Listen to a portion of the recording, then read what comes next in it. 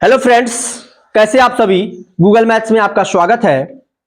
Matric board का result आने के बाद बच्चों में एक जुनून सा जग जाता है पढ़ाई का, और अपना सनराइज कोचिंग यानी कि चैनल तो गूगल मैथ्स है, लेकिन हमारा ऑफलाइन जो क्लास चलता है उसका नाम है सनराइज कोचिंग सेंटर। इसमें टॉपर देने के बाद फिर हम लोग शुरुआत कर रहे हैं नए क्लास की। आप देख सकते हैं इस चैनल पर वीडियो पड़ा है टॉपर लोगों का 466 459 लोग, और भी बहुत सारे बच्चे हैं वो अभी आने वाले हैं, उनका भी इंटरव्यू लेकर के डालेंगे, आप देखिएगा। तो अभी पहले दो लोगों का इंटरव्यू गया है, उसे देख करके आप समझ सकते हैं कि उनका स्ट्रेटेजी क्या थी, वो किस प्रकार से पढ़ते थे और टीचर कैसे पढ़ाते थे, और आप क्लास को भी देख करके आप समझ सकते हैं कि क्लास में कैसे पढ़ाई होता है। ठीक है, तो चलिए अब एक क्वेश्चन लिखा हुआ है बोर्ड पर, वो आप एनसीईआरटी बुक जब देखिएगा तो उसका चैप्टर 3 मतलब 3 चैप्टर जो है उसका प्रश्नावली 3.2 का, ठीक है, क्वेश्चन नंबर 5 है। क्वेश्चन नंबर 5 है। अब इस क्वेश्चन को हम लोग सॉल्व करने चल रहे हैं। क्या लिखा हुआ है, कह रहे कि एक आयताकार बाग जिसकी लंबाई, तो सबसे पहले एक आयताकार बाग बना लीजिए, आयत बना ले हैं, और ये 2 डायमेंशनल होता है। ठीक है, 2 डायमेंशनल का मतलब यह होता है कि जिसमें लंबाई हो और चौड़ाई हो, लंबाई हो चौड़ाई हो, अगर ऊंचाई हो, तीनों हो तो उसको बोलते हैं 3 डायमेंशन। लेकिन इसमें लंबाई होता है और ऊंचाई कहिए चाहे चौड़ाई कहिए, ठीक है, ये 2 चीजें होता है, लंबाई गुणे चौड़ाई चाहे लंबाई गुणे ऊंचाई। लेकिन जिसमें लंबाई चौड़ाई और ऊंचाई तीनों होता है उसको 3 डायमेंशनल बोलते हैं। ठीक है, तो ये 2 डायमेंशनल है, बस इतना समझ लेना है। इसमें 2 डायमेंशनल 3 डायमेंशनल का कोई काम नहीं है, बस आयत बना लेना। आप जानते हैं आयत ऐसे होता है। ठीक है, अब देखिए कह रहा है कि आयताकार बाग जिसकी लंबाई, लंबाई को हम मान लिए हैं एल, मान लिया कि आयताकार बाग की लंबाई एल मीटर तथा चौड़ाई बी मीटर। ठीक है, यहां पे बी लिख लेंगे। ठीक है, बी मीटर। तो कह रहा है कि प्रश्न से क्या कह रहा है, प्रश्न से आयताकार बाग की लंबाई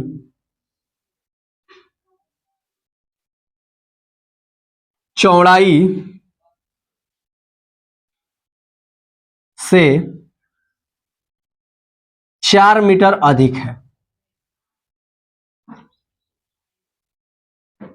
जब इस प्रकार से पूरा लिख करके बनाइएगा तो आपको फुल टू फुल मार्क्स मिलेंगे।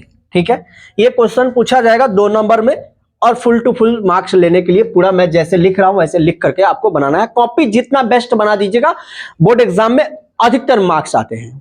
ठीक है, क्योंकि ये कंपटीशन नहीं है कि आपको इसमें ऑब्जेक्टिव क्लिक करना है, नहीं, ये भाषा वाले प्रश्न होते हैं।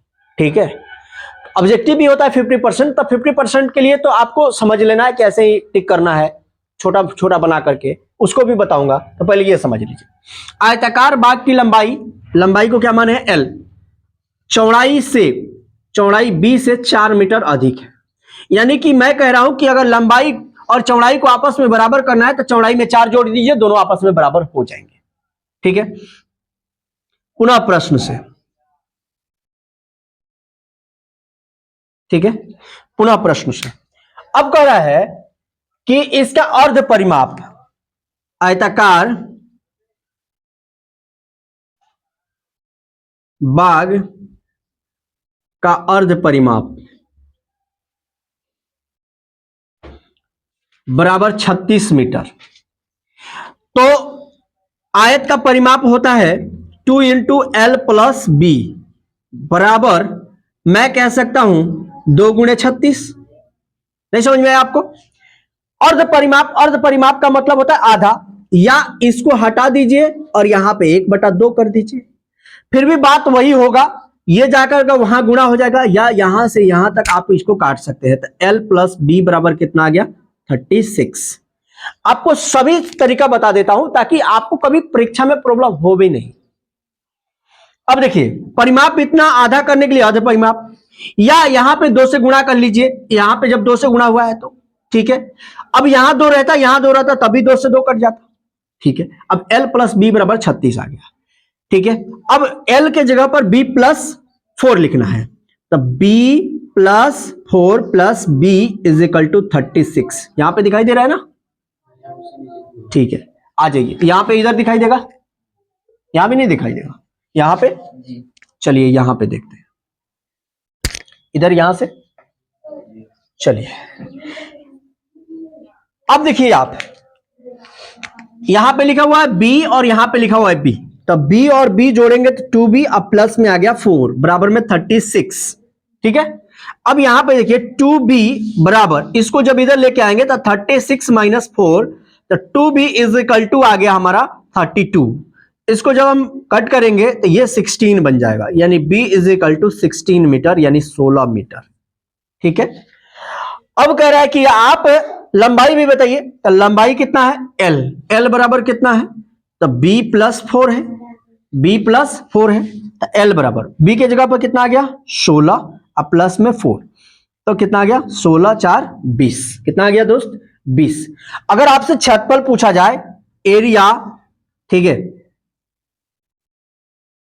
किसका? आयत का, ये इतना ही ना ज्ञात करना है, लंबाई भुजा तक ज्ञात करना है, क्षेत्रफल लोग ज्ञात नहीं करना है। देख लीजिए, तो क्षेत्रफल ज्ञात करना है तो बताइए, क्षेत्रफल ज्ञात कर देता हूं। बीमा ज्ञात करना है, बीमा ज्ञात कर दिए हैं। आपको एक्स्ट्रा बता देते हैं कि क्षेत्रफल कैसे ज्ञात करेंगे, इसमें और इसमें गुणा कर देंगे तो क्षेत्रफल हमारा निकल जाएगा। चलिए, याद बीमाएं केवल ज्ञात करना है तो बस इतना ज्ञात कर दिया है। ठीक है, चलिए। हेलो फ्रेंड्स, आइए अगला क्वेश्चन देखते हैं। अगला 6 नंबर प्रश्न है। कह रहा है कि एक रैखिक समीकरण 2x plus 3y minus 8 is equal to 0 दी गई है। दो चरों में एक ऐसे रैखिक समीकरण लिखिए ताकि प्राप्त युग्म ज्यामितीय निरूपण में जैसा कि प्रतिच्छेदी हो। तो प्रतिच्छेदी ग्राफ कब होता है? जब a1 बटा a2 not is equal to b1 बटा b2 और not is equal to c1 बटा c2। इस स्थिति में ग्राफ जो होता है वो प्रतिच्छेदी होता है। ठीक है, तो एक समीकरण हमें मिला है 2x plus 3y minus 8 is equal to 0। तो दूसरा हम समीकरण क्या दे सकते हैं? जैसे मान लीजिए कि हमने दे दिया 3x plus 5y minus 9 is equal to 0।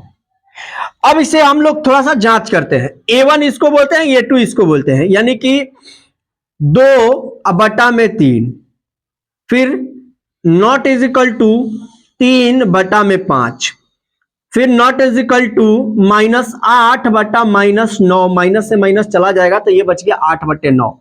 बताइए ये सभी इक्वल है कि नॉट इज इक्वल टू है? तो नॉट इज इक्वल टू है, इसका मतलब है कि एक मेरा समीकरण ये हो जाएगा। अब आप सोच रहे होंगे सर किताब में तो दूसरा आंसर दिया हुआ है। तो आप अपने मन से कोई भी समीकरण दे सकते हैं। तो पहला क्वेश्चन का मतलब पहला प्रतिच्छेदी के लिए ये हो गया। फिर कह रहा है कि समांतर, फिर कह रहा है समपाती। तो समांतर के लिए क्या होता है? a1 बटा a2 not is equal to, अच्छा, b1 बटा b2 और not is equal to c1 बटा c2। मतलब एक बराबर दे देंगे और एक नॉट इज इक्वल टू दे देंगे, बस हमारा काम हो जाएगा। अब देखिए, एक समीकरण तो हमारे पास 2x प्लस 3y और प्लस में माइनस में 8 बराबर में 0 लिखा हुआ है। अब हम क्या उदाहरण दें इसका कि पहला तो बराबर हो जाए। मैंने कहा कि यहां पे लिख लीजिए 4x, ठीक है, और 6y, ठीक है, और माइनस में 9 इज इक्वल टू 0। अब कहोगे सर देखिए कैसे होता है, तो देखिए बताता हूं। 2/4 और इज इक्वल टू में 3/6 और उसके बाद नॉट इज इक्वल टू में माइनस 8/9। अब कहोगे कैसे?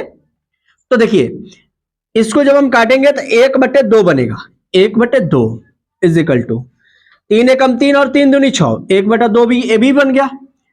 नॉट इज इक्वल टू, ठीक है, ये माइनस से माइनस चला गया, 8/9। देखिए तो ये दोनों आपस में बराबर हो गए, ये नॉट इज इक्वल टू हो गया। तो ये हमारा दूसरा मतलब प्रश्न का आंसर हो गया। तीसरा कह रहा है संपाती हो। संपाती यानी एक रेखा हो। तो एक रेखा के लिए क्या होगा, सभी बराबर होंगे। तो सभी बराबर कब होंगे, जब इसी के जैसा एक और समीकरण दे देंगे हम, यानी कि 2x + 3y। पहले इसको बता देते हैं कि कैसे होगा। a1/a2 = b1/b2 = c1/c2 होगा। ठीक है, तो a1/a2 के जैसा लाना है। सबसे पहले 2x + 3y माइनस में 8 लिखा हुआ है = 0। ठीक है, मैंने कहा कि 4x + 6y, ठीक है, माइनस में 16 = 0। अब देखिए कैसे होगा, तो 2/4, ठीक है, = 3/6 = -8/-16। इसको कट कर देंगे। इसको देखिएंगे तो 2 एकम 2 और 2 दूनी 4, 3 एकम 3 और 3 दूनी 6, ठीक है, और 8 एकम 8 और 8 दूनी 16। अब देखिए तो आप सभी बराबर आ गए। तो सभी बराबर आ गए, इसका मतलब है कि यह जो है संपाती होगा, एक रेखा होगा। तो मैंने आपके सामने 3 समीकरण लिख दिया है, इसे आप लिख सकते हैं, ठीक है, या अपने मन से अपने दिल से कोई अन्य समीकरण का उदाहरण दे सकते हैं। चलिए इसे नोट डाउन करिए। आइए फ्रेंड्स, अगला प्रश्न देखते हैं। अगला प्रश्न है 7वां नंबर प्रश्न, और इस प्रश्नावली का ये लास्ट प्रश्न होगा, और ये बहुत ही अच्छा प्रश्न है, बहुत ही मजेदार प्रश्न है। कैसे सॉल्व होगा चलिए देखते हैं। कह रहा है कि x - y + 1 = 0। तो हम इसको लिख सकते हैं x - y और बराबर में -1, सॉरी -1, इसको मान लेते हैं समीकरण 1। ठीक है, फिर यहां पे लिखा हुआ है 3x + 2y, और जब इसको इधर लेके जाएंगे तो प्लस में आ जाएगा 12। ये हो जाएगा हमारा समीकरण 2।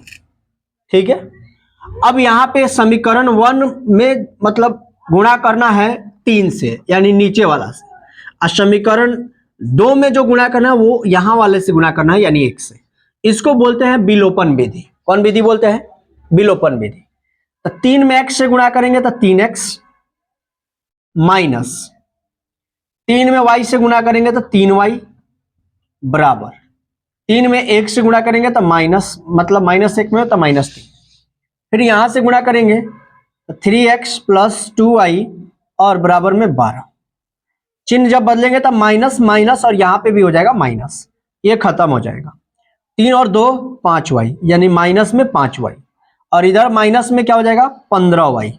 इसको और इसको जब काटेंगे तो कट जाएगा, और 5 × 3 = 15, यानी कि y बराबर कितना निकल गया 3।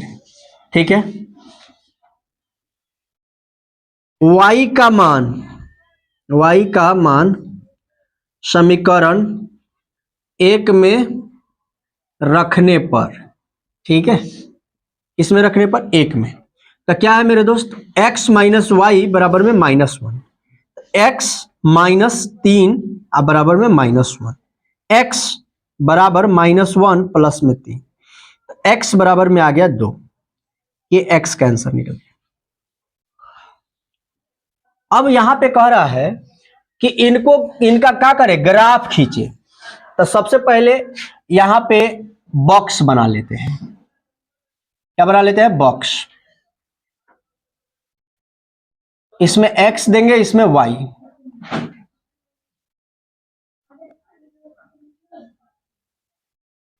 फिर इसमें x और इसमें y।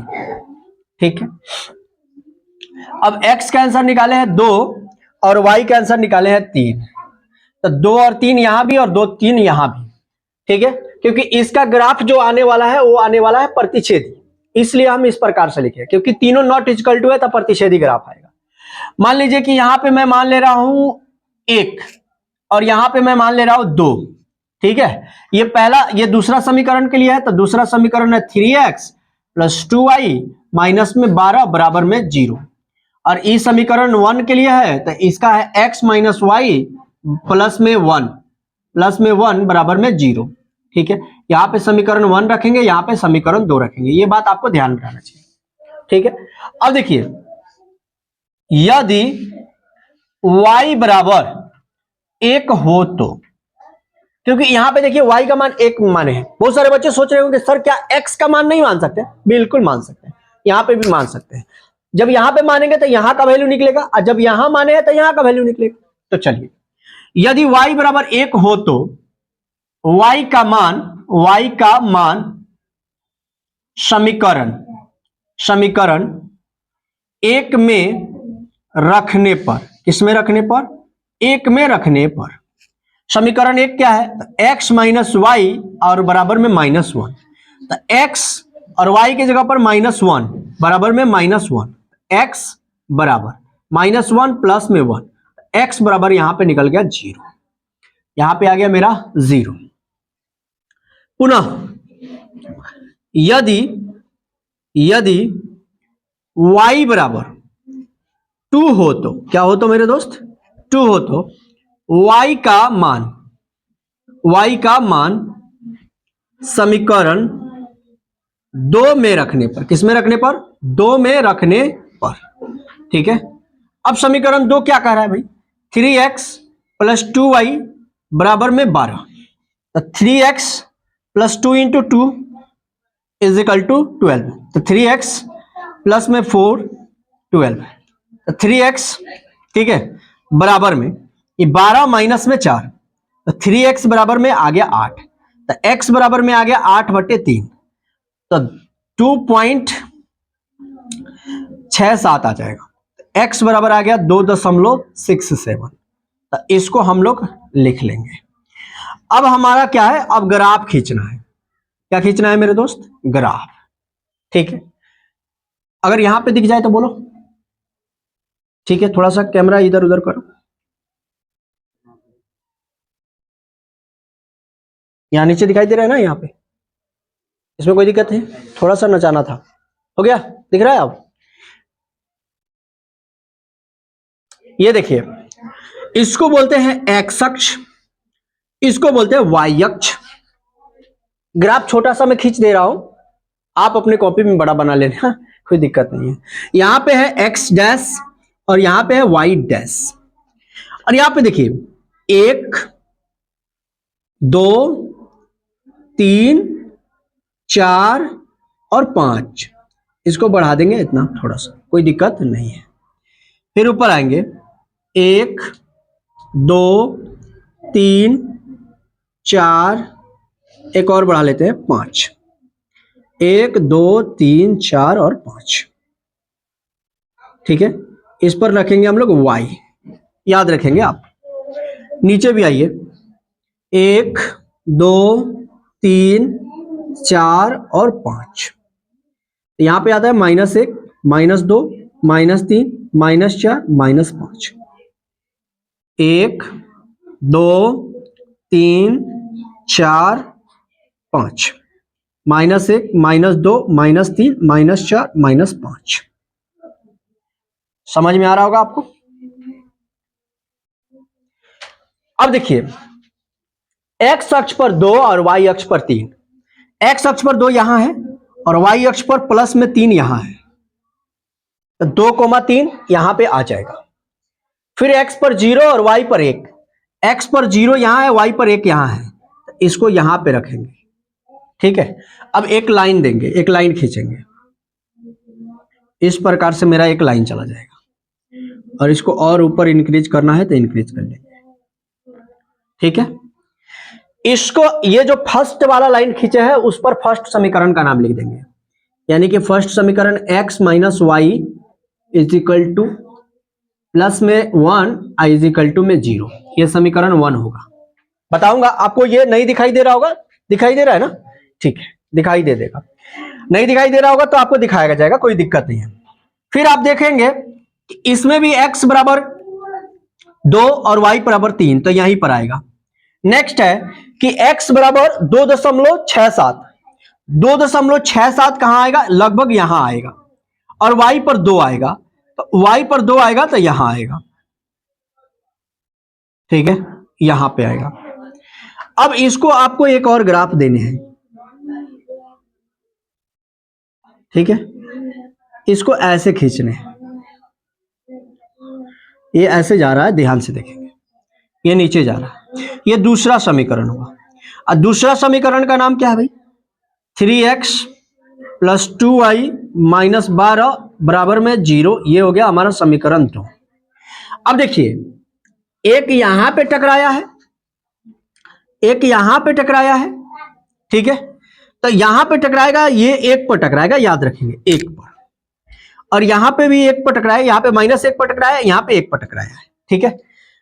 अब देखिए यहां पर, यहां का जो पॉइंट है वो क्या है? तो वो है 2,3, ठीक। यहां का जो पॉइंट है वो 2.67 कोमा में है 2, ठीक है। यहां जो पॉइंट आया था यहां पे, वो आया था 0,2, सॉरी 1, 0,1, ठीक है। अब ये चीजें आपको मिल गया। अब कह रहा है कि जो त्रिभुजाकार भाग बना है उसको छायांकित कीजिए। मैंने कहा लो भाई छायांकित कर दिए। छायांकित करने का मतलब है कि उसको रंग दीजिए। लीजिए मैंने रंग दिया, ठीक है। ये त्रिभुजाकार भाग था, x और y के समक्ष जो बना था उसे मैंने रंग दिया, यानी कलर कर दिया। अब कह रहा है कि इस त्रिभुज का निर्देशांक भी बताइए। तो जैसे मान लीजिए कि इस पर मैं a बिंदु देता हूं, यहां पे मैं b बिंदु देता हूं और यहां पे मैं c बिंदु देता हूं, तो अगर इसका हमें निर्देशांक लिखना होगा तो निर्देशांक क्या लिखेंगे समझिएगा। a पर क्या लिखेंगे? a बिंदु पर ये दिखाई दे रहा है ना 2,3। अगर आपसे बोला जाए कि b पर क्या लिखोगे, b पर देखो तो यहां पर लिखा हुआ है 0, क्या -1, 0, -1, क्योंकि x पर 0 है, ठीक है। x पर कितना है? नहीं, x पर -1 है, ठीक है, और y पर नहीं गया है, तो इसका मतलब है कि y पर क्या है? 0 है, यानी कि 0 -1 कोमा में 0। बात बुझा रहा है? देखिए निर्देशांक बता रहे हैं आपको। C पर क्या होगा? C पर, तो C यहां है, तो इसका हो जाएगा 4 कोमा में 0। बात समझ में आ रहा है? तो ये आपका निर्देशांक हो जाएगा। तो इस प्रश्न का आप इतना आंसर देंगे तो 5 नंबर मिलेंगे। कितने नंबर मिलेंगे? 5 नंबर। देख सकते हैं दोस्त।